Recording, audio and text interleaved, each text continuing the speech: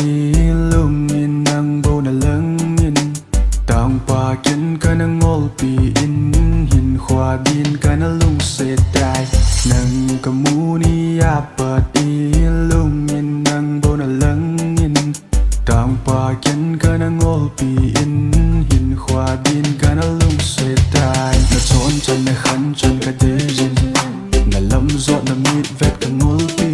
lungset so mai kamutin ang pakipanan ka dimjay na chon chan na khan chan ka dejin na lam zot na mit vet ka ngolpi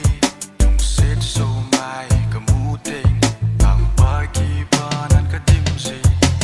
nang kamuni apat ilungin ang bonalangin taong pakin ka ng olpi in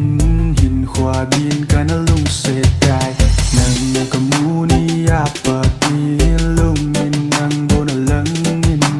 taong pakin ka ng olpi in khwa bin ka na lungsetay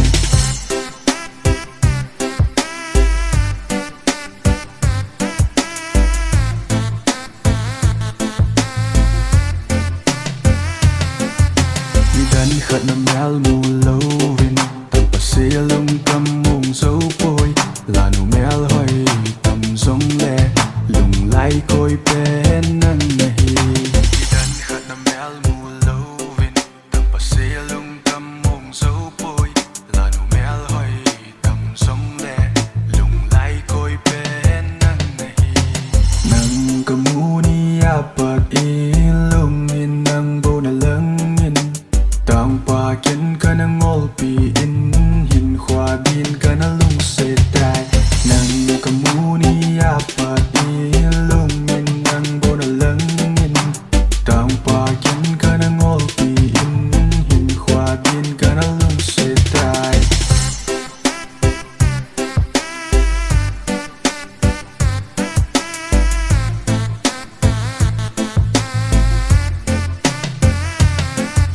kahin ngay vào diện zoom lại ra cái nắp thô in